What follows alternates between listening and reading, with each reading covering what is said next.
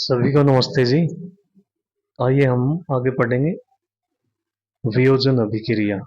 अभी तक हमने पढ़ ली है संयोजन। संयोजन का मतलब मैंने बताया था आपको एडिशन। एडिशन का मतलब होता है जब दो या दो से अधिक एलिमेंट आपस में कंबाइन हो और कंबाइन होने से क्या बनाएंगे, प्रोडक्ट बनाएंगे।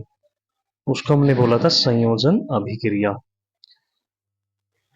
अब आती है वियोजन अभिक्रिया। तो वियोजन देखो क्या होता है। जो वियोजन है, वियोजन का मतलब होता है टूटना, यानी कि ब्रेक डाउन करना। इंग्लिश में बोलेंगे डिकम्पोजिशन। जो डिकम्पोजिशन है वो तीन तरीके से हो सकता है। तीन तरीके से कौन से हो सकता है देखो। एक तो हम कर सकते हैं by the presence of heat, दूसरा कर सकते हैं हम इन प्रेजेंस ऑफ लाइट, और तीसरा कर सकते हैं इन प्रेजेंस ऑफ इलेक्ट्रिसिटी। एक एग्जांपल है, जैसे हमने लिया एक टेस्ट ट्यूब ले ली। उस टेस्ट ट्यूब में हमने ले लिया फेरस सल्फेट, और जो फेरस सल्फेट है उसको हमने हीट किया बंसन बर्नर पर। तो हीट करने से क्या होगा, जो फेरस सल्फेट है वो ब्रेक डाउन करेगा किसमें, Fe2O3 plus SO2 plus SO3 gas. यानी कि एक रिएक्टेंट यानी कि एक अभिकारक गर्म करने से या उष्मा देने से किसमें टूट जाता है, दो या दो से अधिक प्रोडक्ट में टूट जाता है।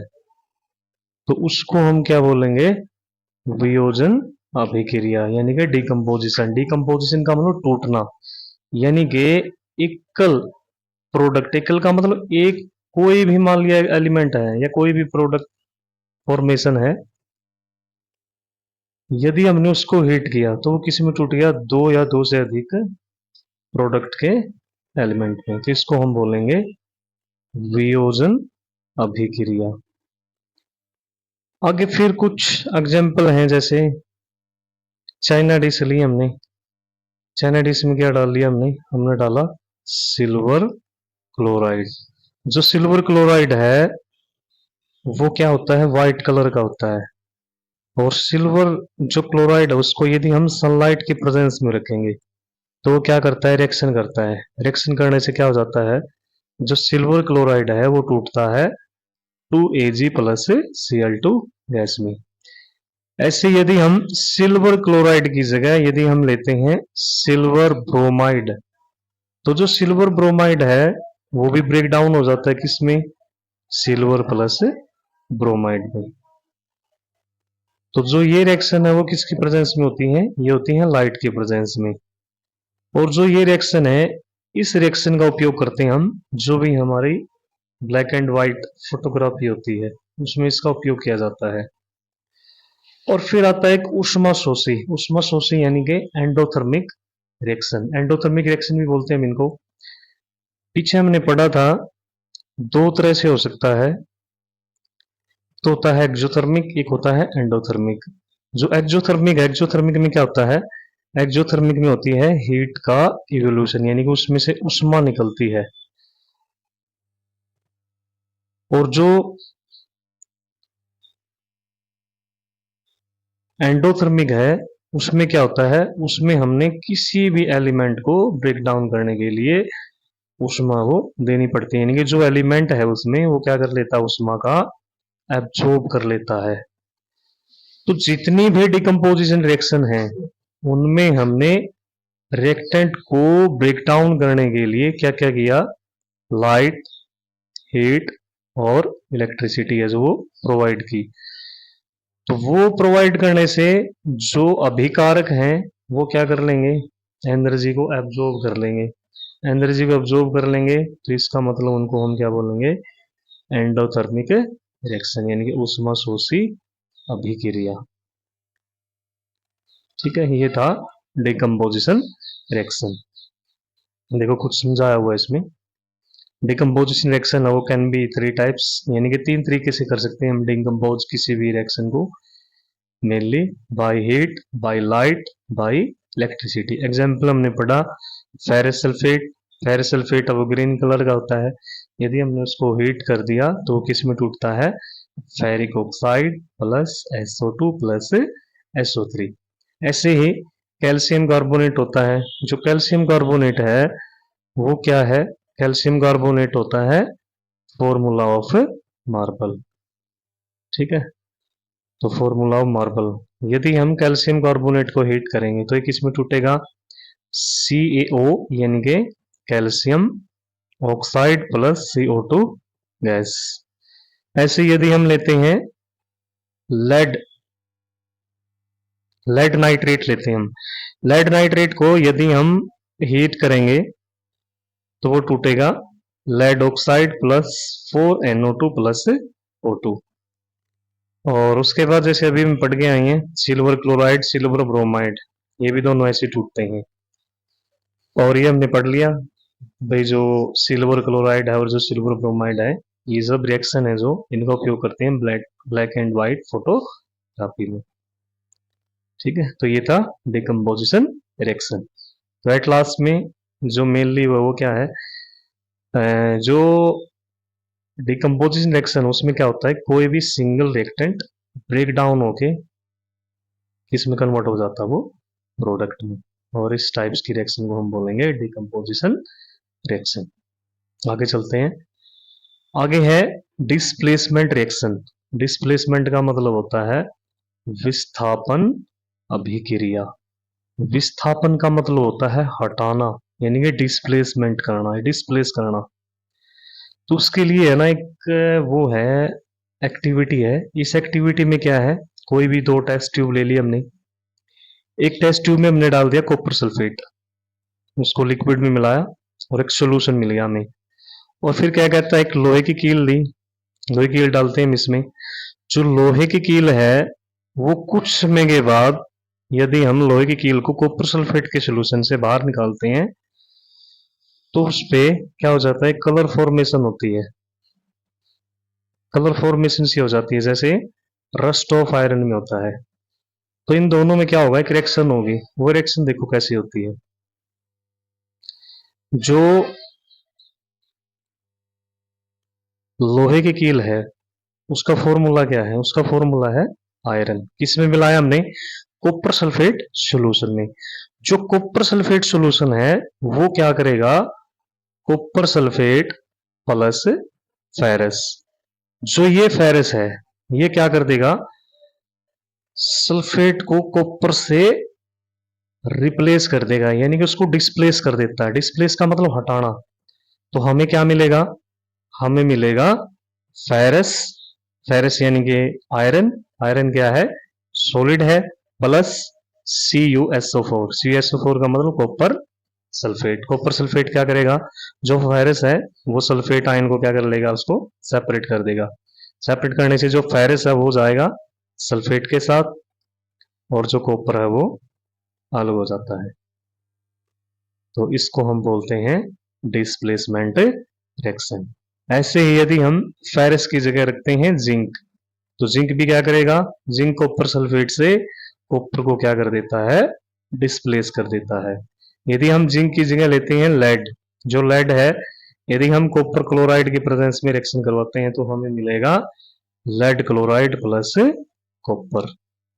और फिर एक मेनली थिंग लिखी हुई है इसमें, मेन इंपॉर्टेंट है, इसमें लिखा भी जो जिंक है और जो लेड होता है वो क्या होते हैं, मोर रिएक्टिव हैं एज कंपेयर टू कॉपर।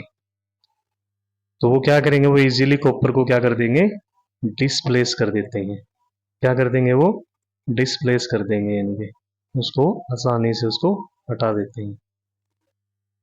तो ये था डिस्प्लेसमेंट रिएक्शन। जैसे हमने लिया silver nitrate plus NaCl।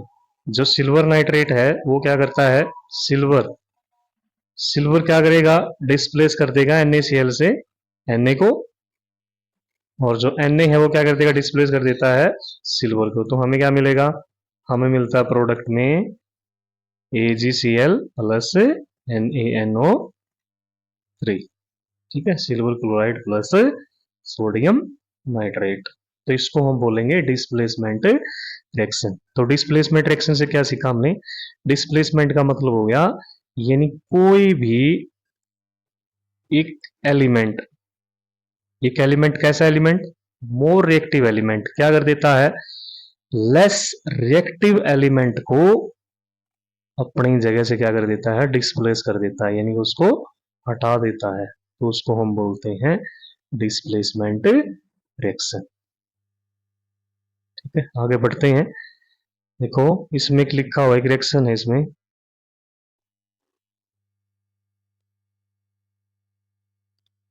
Zinc plus copper sulphate. ठीक है, उसके बाद आता है डबल डिस्प्लेसमेंट रिएक्शन। डिस्प्लेसमेंट का मतलब समझ गए ना, डिस्प्लेसमेंट का मतलब होता है कोई भी एक more reactive element less reactive element को अपनी जगह से क्या कर देता है, वो डिस्प्लेस कर देता है। डिस्प्लेस का मतलब हटा देता है, तो उसको हम बोलते हैं विस्थापन अभिक्रिया। आगे आता है डबल डिस्प्लेसमेंट।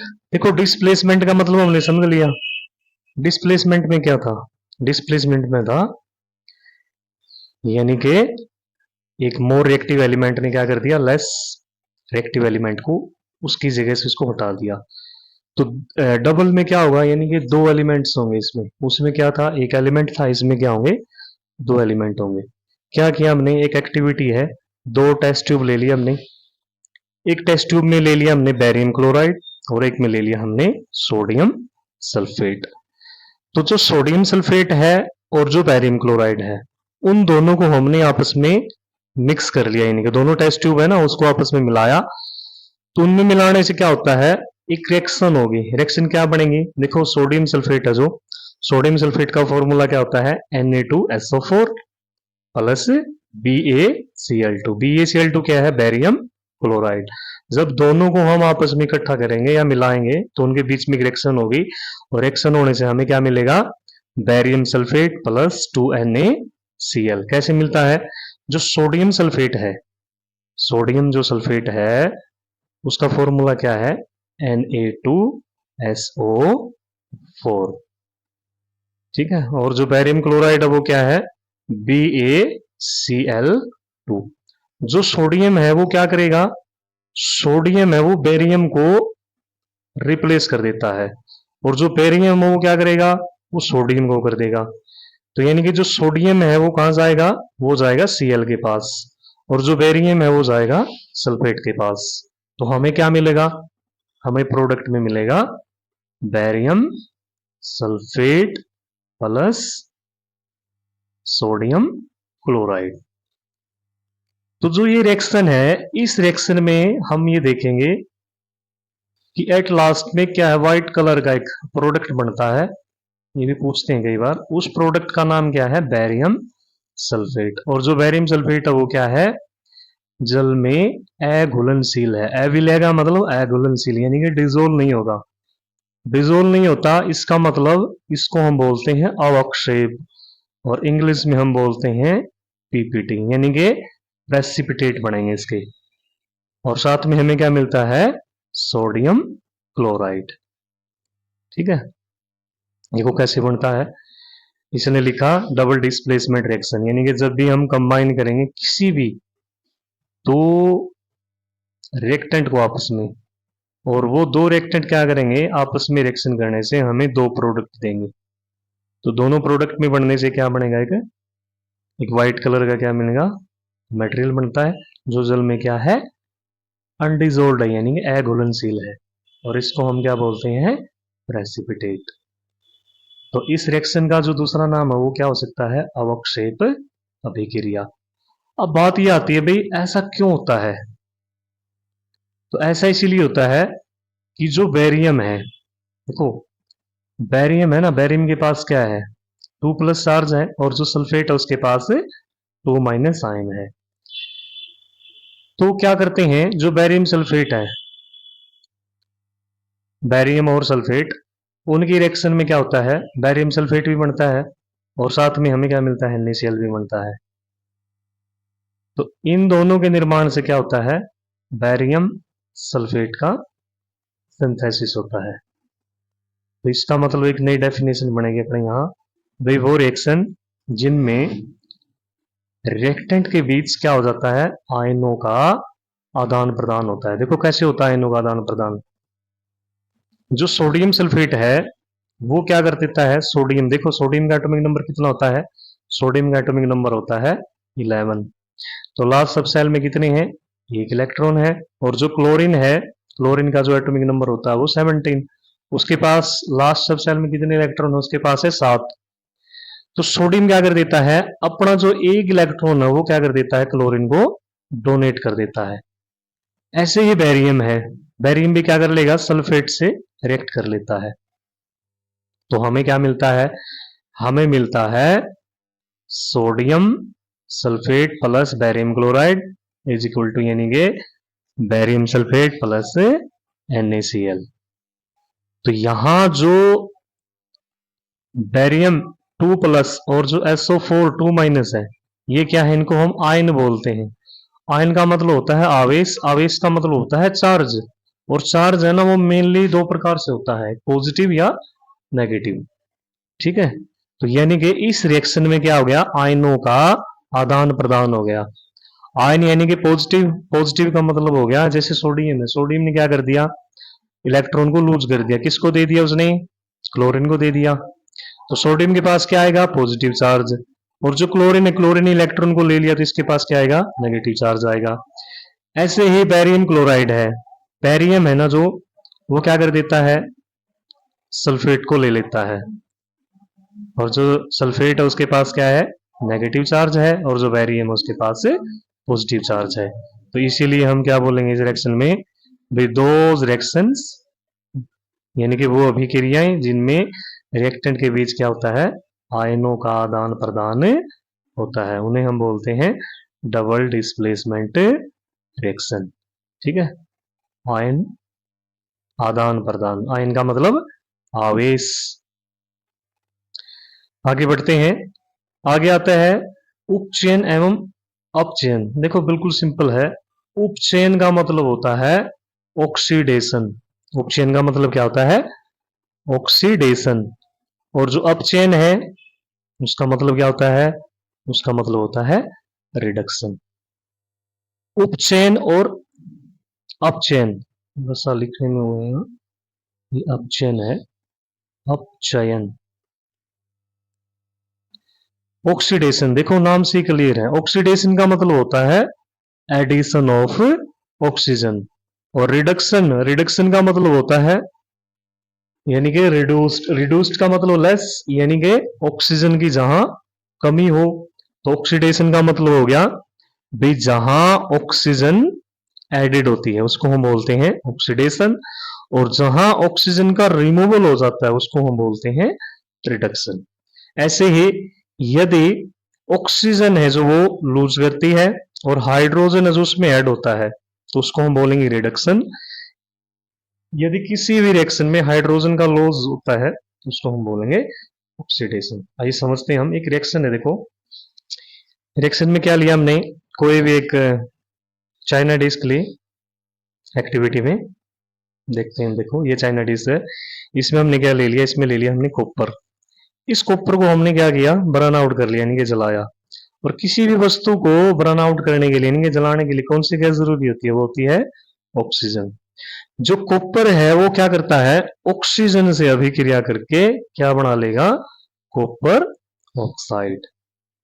क्या बना लेगा वो, कॉपर ऑक्साइड। तो हमें प्रोडक्ट मिलता है कॉपर ऑक्साइड। और फिर आगे लिखता है यदि हम कॉपर ऑक्साइड से या कॉपर ऑक्साइड के ऊपर क्या कर देते हैं, हाइड्रोजन गैस को प्रवाहित कर देते हैं, यानी कि हाइड्रोजन गैस उससे गुजार देते हैं, तो क्या हो जाता है, जो कॉपर ऑक्साइड है ना, कॉपर ऑक्साइड की जो सरफेस था वो क्या था, ब्लैक था। क्योंकि कॉपर ऑक्साइड बनता है ना इसमें, तो वो ब्लैक कलर क्या हो जाता है, अब ब्राउनिश कलर का हो जाता है। तो ब्राउनिश कलर का हो जाता है और इसका मतलब यहां एक अपोजिट रिएक्शन है वो संपन्न होगी। वो अपोजिट रिएक्शन कैसे होती है, देखो हमारे पास क्या था, कॉपर ऑक्साइड। कॉपर ऑक्साइड कैसे बना है वो हमने देख लिया। कॉपर जब ऑक्सीजन की प्रेजेंस में क्या करता है, बर्न आउट करता है यानी कि जलता है। तो हमें मिला कॉपर ऑक्साइड। कॉपर ऑक्साइड का जो कलर है वो क्या हो जाता है, ब्लैकिश। जब हम कॉपर ऑक्साइड के ऊपर हाइड्रोजन गैस है वो क्या करेंगे, प्रवाहित करेंगे, इसमें से गुजारते हैं, तो हमें क्या मिलेगा, कॉपर प्लस H2O। क्या मिलेगा हमें, कॉपर प्लस H2O। तो इन दोनों अभिक्रियाओं में देखो, जो ये है, ये फर्स्ट जो रिएक्शन है, इसमें क्या हुआ, एडिशन ऑफ ऑक्सीजन, यानी कि ऑक्सीजन ने कॉपर से अभिक्रिया कर ली, तो क्या बना लिया, कॉपर ऑक्साइड। तो यहां ऑक्सीजन ने इसके साथ अभिक्रिया की तो हमें मिला कॉपर ऑक्साइड, तो इसको हम बोलेंगे यहां ऑक्सीडेशन हुआ है। क्या हुआ यहां, ऑक्सीडेशन, यानी कि जिस भी रिएक्शन में ऑक्सीजन है जो वो ऐड हो जाती है, तो उसको हम बोलते हैं ऑक्सीडेशन रिएक्शन। और बिल्कुल इसी के नीचे इसमें क्या है, जो कॉपर ऑक्साइड है उसके पास हमने क्या कर दिया, हाइड्रोजन गैस को पास किया।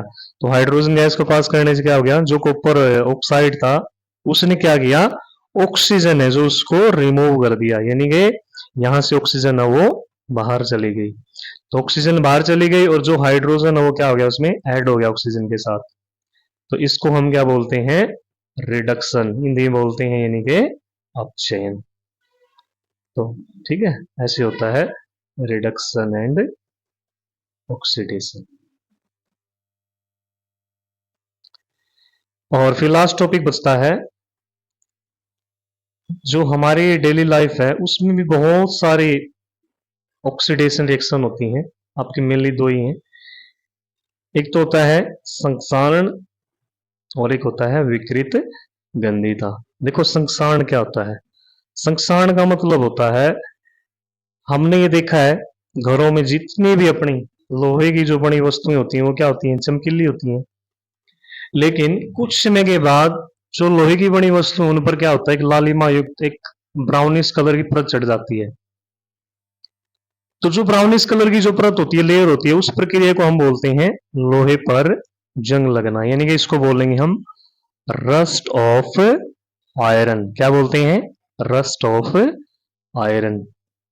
और कुछ अन्य मेटल्स होती हैं उनमें भी परिवर्तन होता है, जैसे चांदी है, उनके आभूषण बने होते हैं, तो चांदी की जो आभूषण होते हैं या कोई भी मान लिया मेटल वगैरह है, तो आपने देखा कुछ समय के बाद ब्लैक किस कलर की हो जाती है, काले रंग की हो जाती है। और जितने भी तांबे के बर्तन हैं वो भी क्या हो जाते हैं, ग्रीनिश कलर में हो जाते हैं। तो उसका कारण क्या होता है, उसका कारण यही होता है, जब भी ये मेटल्स अपने एटमॉस्फेयर में किसी भी एसिड से, बेस से या कोई भी मॉइस्चराइजेशन है उनके साथ संपर्क में आएंगे, तो वो क्या हो जाती हैं, संक्षारित होना शुरू हो जाती हैं। संक्षारित का मतलब होता है नष्ट होना, तो इस प्रक्रिया को हम क्या बोलते हैं, संक्षारण। ठीक है, उसके बाद आता है जो संक्षारण है, यानी कि जैसे लोहे को जंग लगना है, जो आभूषण है उनको भी खराब हो जाना है। कहता है जो संक्षारण है उसके कारण क्या होता है, कार के जो ढांचे होते हैं, क्योंकि जो जितनी भी वो है व्हीकल्स वगैरह हैं वो सभी क्या है, मेटल्स यानी कि लोहे की बनी होती हैं। तो कहते हैं संक्षारण के कारण कार के ढांचे, पुल, लोहे की रेलिंग, जो जहाज होते हैं विशेषकर जो धातु में बने होते हैं जैसे लोहे से, तो उससे क्या हो जाता है, वो नष्ट होना शुरू हो जाते हैं। तो यानी कि जो संक्षारण है वो एक गंभीर समस्या है। उसके बाद आता है विकृत गंधिता। विकृत गंधिता देखो, विकृत, विकृत का मतलब होता है नष्ट होना। विकृत का मतलब क्या होता है, नष्ट होना। और गंधिता का मतलब गंध, यानी कि किसी भी वस्तु की जो गंध है वो नष्ट हो जाए, तो उसको हम बोलेंगे विकृत गंधिता। इंग्लिश में बोलते हैं रेंस्टिडिटी। देखो क्या होता है, कहता है वसा युक्त और जो तैलीय खाद्य सामग्री है, जितनी भी फैट या ऑयली फूडेबल जो सामग्री होती है, वो कहते हैं लंबे समय तक रखी रह जाती है, तब उसका स्वाद या गंध कैसी होती है। आपने देखा होगा जितने भी जैसे फैट्स हैं, घी वगैरह है, तेल आदि हैं, यदि हम उनको कुछ समय के लिए ओपनली उसमें रख देते हैं तो उनकी जो गंध है और जो टेस्ट है वो क्या हो जाता है, चेंज हो जाती है। ऐसा क्यों होता है, क्योंकि जो ऑयली प्रोडक्ट हैं या फैट जैसे घी आदि हैं, तो वो क्या हो जाते हैं, ऑक्सीजन की प्रेजेंस में यानी कि ऑक्सीडाइज होना शुरू हो जाते हैं। ऑक्सीडाइज का मतलब भी पढ़ा है ना हमने, उपचयन होना। उपचयन का मतलब होता है यानी कि ऑक्सीजन है उनके साथ अभिक्रिया करना शुरू कर देती है। तो अभिक्रिया करना शुरू कर देती है तो उनका जो टेस्ट है, जो गंध है वो बदल जाती है। और जो ये प्रोडक्ट होते हैं ऑयल से बने हुए या फैट आदि से बने हुए, उनमें ऑक्सीडेशन रोकने के लिए हम उनमें क्या मिलाते हैं, एंटीऑक्सीडेंट मिलाते हैं। वेरी वेरी इंपॉर्टेंट है ये। उनमें क्या मिलाते हैं हम, एंटीऑक्सीडेंट मिलाते हैं। एंटीऑक्सीडेंट क्या करेगा, एंटीऑक्सीडेंट क्या करेगा, जो ऑक्सीडेशन प्रोसेस है उसको कम कर देता है। ऑक्सीडेशन प्रोसेस को क्या कर देता है, वो कम कर देता है। इसीलिए हम उसमें क्या मिलाते हैं, एंटीऑक्सीडेंट। और दूसरा तरीका क्या हो सकता है, जो बर्तन होते हैं उनको हम वायु विरुद्ध यानी कि जहां हवा का आवागमन है वो कम हो, ऐसे बर्तनों में रखकर भी क्या कर सकते हैं, ऑक्सीडेशन की जो प्रोसेस है उसको हम रोक सकते हैं। और फिर कहता है, आप जानते हैं जो चिप्स बनाने वाली जो थैलियां होती हैं कुरकुरे वगैरह आदि की, तो उसमें क्या करते हैं, नाइट्रोजन गैस है उसको डाला जाता है और जो ऑक्सीजन गैस है उसको रिमूव किया जाता है। क्यों किया जाता है, वो इसीलिए रिमूव किया जाता है ताकि जो चिप्स की थैली उसमें जो चिप्स है उसका ऑक्सीडेशन ना हो। ऑक्सीडेशन हो गया तो इसका मतलब उस जो टेस्ट है वो क्या हो जाएगा, चेंज हो जाएगा। ठीक है, तो ये था आपका केमिकल रिएक्शन एंड इक्वेशन। तो अब देखो इस लेसन में हमने क्या क्या पढ़ने को मिला। देखो सबसे पहले कहता है, एक रासायनिक समीकरण अभिकारक प्रोडक्ट और प्रतीकात्मक रूप से उनकी भौतिक अवस्था को प्रदर्शित करता है। दूसरा हमने इस लेसन में सीखा भाई जितने भी केमिकल रिएक्शन उनको हम बैलेंस कर सकते हैं। बैलेंस करने के लिए बताया था मैंने आपको, जो लेफ्ट हैंड साइड है उसमें क्या लेते हैं हम, रिएक्टेंट लेंगे, और जो राइट हैंड साइड है उसमें हम क्या लेंगे, प्रोडक्ट लेते हैं। उसके बाद हमने पढ़ा है टाइप्स ऑफ रिएक्शंस के बारे में। तो रिएक्शंस मैंने बताया वैसे तो बहुत सारी होती हैं, लेकिन आपके जो मेनली है वो क्या है, एडिशन है यानी कि संयोजन है, डिकम्पोजिशन वियोजन है, डिस्प्लेसमेंट है, डबल डिस्प्लेसमेंट है, ऑक्सीडेशन है, रिडक्शन है, रिडॉक्स है, एक्जोथर्मिक है और एंडोथर्मिक। जो संयोजन अभिक्रिया है उसमें हमने क्या पढ़ा, संयोजन अभिक्रिया में हमने ये पढ़ा भी कोई भी दो या दो से अधिक पदार्थ मिलकर आपस में क्या बनाएंगे, एक नया पदार्थ बनाएंगे। एग्जाम्पल मैंने लिया था कैल्शियम ऑक्साइड प्लस H2O, तो हमें क्या मिला था, calcium hydro oxide. Decomposition action अभी पढ़ के आए हम, वो क्या होती है, संयोजन अभिक्रिया की बिल्कुल अपोजिट होती है। अपोजिट देखो कैसे होती है, जो एडिशन रिएक्शन उसमें क्या बनता है, एक प्रोडक्ट बनता है, और जो वियोजन उसमें एक प्रोडक्ट से क्या बनेंगे, दो या दो से अधिक रिएक्टेंट बनते हैं। तो वो क्या है, डिकम्पोजिशन रिएक्शन है। और फिर आता है भाई वो अभिक्रियाएं जिनमें प्रोडक्ट्स के साथ उष्मा यानी कि हीट भी इवोल्व होती है। बहुत सारी रिएक्शन ऐसी होती हैं, जैसे हम पीछे पढ़ के आए हैं कैल्शियम ऑक्साइड प्लस H2O, इसमें क्या बनता है, कैल्शियम हाइड्रोक्साइड, जो क्या है भुजा हुआ चूना, और साथ में क्या निकलती है, उसमें उष्मा भी निकलती है। तो वो रिएक्शंस यानी कि प्रोडक्ट फॉर्मेशन के साथ जिसमें क्या है, हीट इवोल्व होती है यानी कि निकलती है, तो उसको हम क्या बोलेंगे, उष्माक्षेपी अभिक्रिया। उसके बाद आता है भाई ऐसी भी अभिक्रियाएं होती है जिसमें हीट का क्या होता है, एब्जॉर्प्शन हो जाता है। अभी पढ़ के आए हम डिकम्पोजिशन रिएक्शन है, ठीक है ना, जैसे डबल डिस्प्लेसमेंट है, तो उसमें उष्मा क्या होगा, अवशोषण होता है, उसको हम क्या बोलेंगे, उष्माशोषी अभिक्रियाएं। और फिर आता है विस्थापन अभिक्रिया। विस्थापन अभिक्रिया भी पढ़ा हमने। विस्थापन अभिक्रिया में क्या पढ़ा हमने, एक कोई भी मोर रिएक्टिव एलिमेंट, रिएक्टिव का मतलब अभिक्रियाशील यानी कि तेजी से रिएक्शन करता है, वो क्या कर देता है, कम अभिक्रियाशील तत्व को क्या कर देता है, यौगिक से विस्थापित कर देता है यानी कि हटा देता है, तो उसको हम बोलते हैं विस्थापन अभिक्रिया। द्रव्य विस्थापन में क्या होता है, द्रव्य विस्थापन में आयनों का आदान प्रदान होता है। उसके बाद आता है अवक्षेपण। अवक्षेपण मैंने बताया था प्रेसिपिटेट। प्रेसिपिटेट कब बनेंगे, डबल डिस्प्लेसमेंट रिएक्शन में। डबल डिस्प्लेसमेंट में बनेंगे ना, डबल डिस्प्लेसमेंट रिएक्शन हमने पढ़ी थी, देखो इसमें ये है, इसमें प्रोडक्ट फॉर्मेशन होता है। और फिर आता है अभिक्रिया यानी कि उसमें पदार्थों का यानी कि ऑक्सीजन, एडिशन ऑफ ऑक्सीजन क्या होता है, एडिशन ऑफ ऑक्सीजन होता है ऑक्सीडेशन, और जहां एडिशन ऑफ ऑक्सीजन होगा वहां हाइड्रोजन का क्या होगा, रिमूवल होगा।